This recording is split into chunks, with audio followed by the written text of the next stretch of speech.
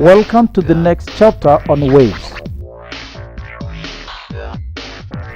Many people think of water when the word wave is mentioned. If you look at the motion of a wave, it appears to be traveling in a definite direction. But does it carry anything with it? We can generate waves ourselves by dropping a stone in a pond and see what happens. When the stone hits the water, it sends out ripples in the water. The disturbance spreads in the water surface in a form of concentric circles around the point of origin. The wave can move objects in water or at its edge. To do this, it possesses energy. But where does this energy come from? You see, some of the kinetic energy the rock has as it hits the pond is transferred and carried by the waves. So waves carry energy. And the way we know this is that waves can be very destructive at times. Whether it's sea waves, the light waves of a laser beam cutting through steel, waves in the earth's crust causing earthquakes, or waves that even bring down giant infrastructure like bridges.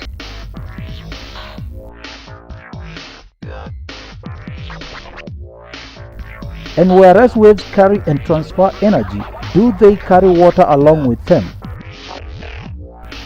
If we zoom in to the actual surface, we might pick up some clues to observe. If you look carefully, you will see the water actually moves up and down. It does not travel along with the wave. Waves carry energy without carrying matter. So a ball in the path of the disturbance will be observed to bob on the surface as the ripples move outwards.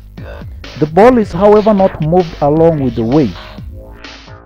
The disturbance sets up waves in the water which only transfer energy without dragging the water from one end to the other. By definition, a wave is a disturbance propagated through a medium or space. Waves are electromagnetic or mechanical in nature.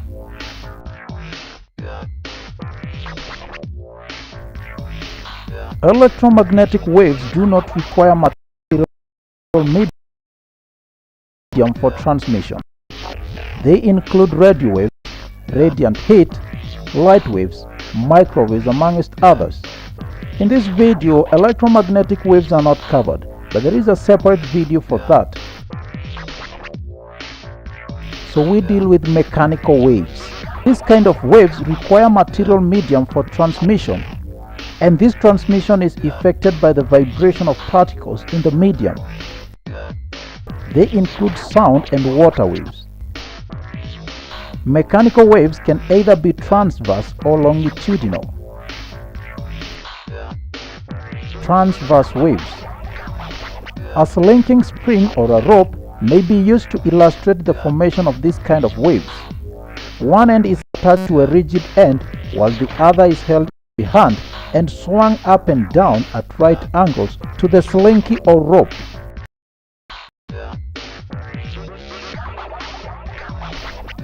Such waves travel as a series of crests and troughs. So if you think of this slinky, we see that the vibrations are perpendicular to the direction of travel of the wave. These are called transverse waves. Examples of such include waves in water, a string, and light waves. Longitudinal waves. The same slinky spring can be used to illustrate the formation of longitudinal waves. At one end and the other is held in the hand. This end is vibrated in a to and fro moment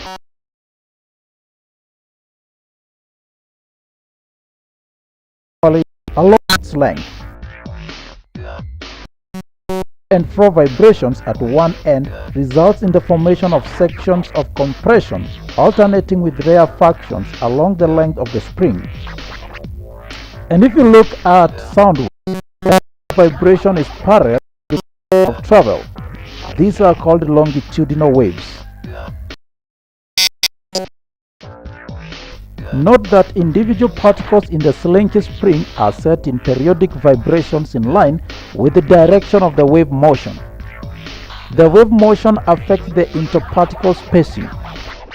Particles in the sections of compression are pulled closer together, while those in the sections of rarefactions are pulled slightly farther apart. Vibrations in interparticle separation are accompanied by variations in pressure, so that sections under compression are at higher pressure while those under rarefaction are at low pressure. This pressure variation causes the wave motion.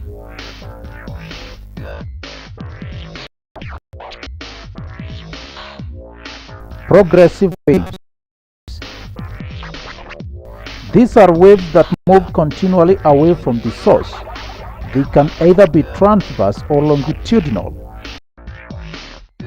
Long slinky spring is continuously vibrated at one end. The waves move forward, carrying the energy along its length. Equally, if a stone is dropped onto a water surface, the resulting water waves move, carrying the energy of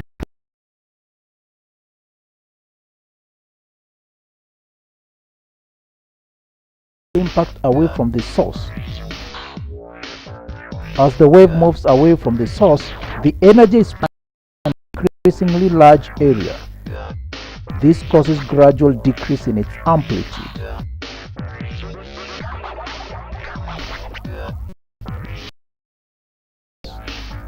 A pulse is generated when a single vibration is sent through a medium, and it can be transverse or longitudinal in nature.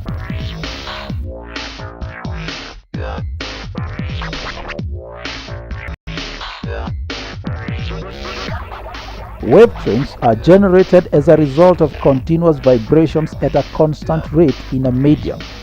The medium is distorted into repeated patterns of crests alternating with troughs for a transverse wave, while for longitudinal wave train, the medium is set into repeated patterns of sections of compression alternating with those of rarefaction. One thing to remember is that waves transfer energy from place to place, not any matter.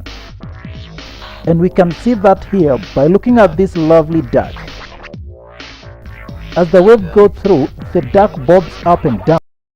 Once the wave is gone, it's back to its original position. The wave has carried energy through, but it did not carry the duck along with it. Some key characteristics of waves. First is wavelength, and this is the length of a full cycle of a wave from one point to the next same point.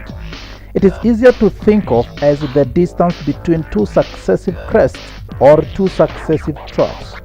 It is measured in meters and given the symbol lambda, the Greek letter lambda. Amplitude A is like the size of the wave. It's the maximum displacement on either side of the wave from the equilibrium position or the mean position. Frequency is the number of complete waves to pass every second. In hertz, 10 oscillations per point in 2 seconds, the frequency would be 5 hertz. Period T of oscillations is the time taken to complete one oscillation. It is measured in seconds. Usually for any given wave with frequency f, period T is 1 over f, and therefore frequency is equal to 1 over period.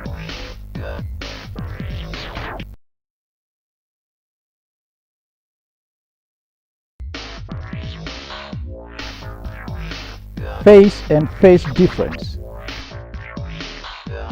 Waves can be of the same amplitude but different frequency, or the same frequency but different amplitude. Particles in a wave which happen to be oscillating in the same direction and at the same level of displacement in their oscillation are said to be in phase. If one wave begins at a different time, the waves are said to be out of phase. Next is, and the speed is in 1 second. The meters per second. Now we look at the mathematical relationship between speed, wave, and frequency. Now, the period of a wave is t, then the distance covered t is lambda. Now b is equal to distance over time, that is speed is distance over time, which is given by lambda over t. But remember, t is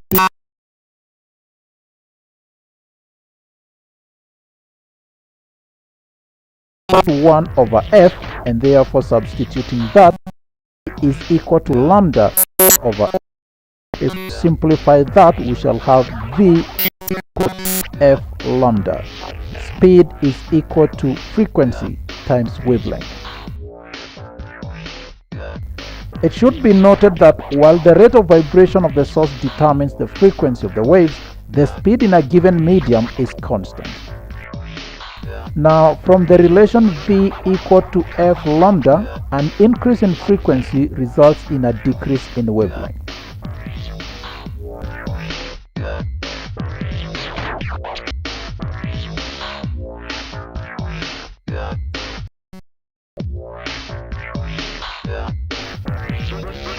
So once a wave is produced, it takes some time to cover a distance. So the wave does carry energy, but only to certain speed, and this speed depends on the kind of wave it is and what it is traveling through. For example, light is a kind of wave that travels very quickly to see the stone falling in water.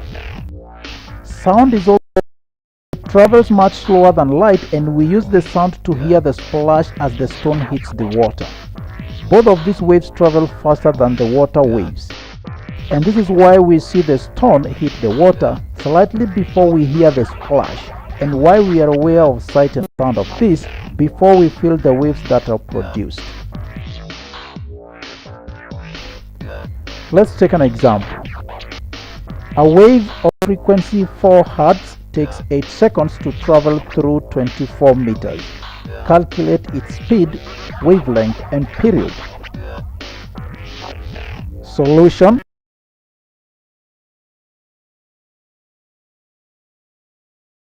Speed, which is equal to 24 meters over 8 seconds, which gives us 3 meters per second. That is speed. Now wavelength. V is f lambda, and therefore lambda is v over f, which is equal to 3 over 4. That gives us 0.75 meters. That is wavelength.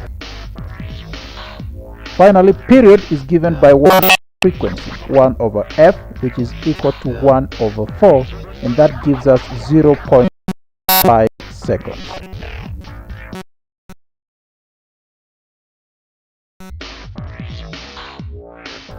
And so, did you learn what a wave is and how waves are produced? Can you tell the difference between transverse waves? And go ahead to give a in each case. Can you explain the terms progressive wave, wavelength, frequency, amplitude? State the equation relating to frequency, wavelength of a wave. Think about that. See you in the next chapter on sound.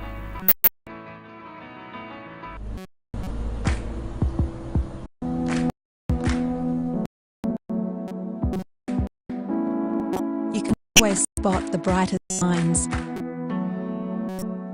the ones who think bigger.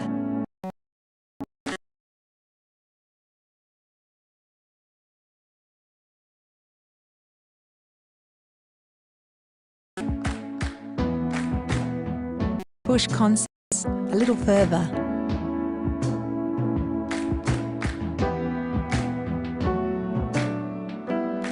When you combine theory with practical study, you get university students that are more switched on. That's why Curtin graduates are ready to make a difference from day one to help make tomorrow a better place.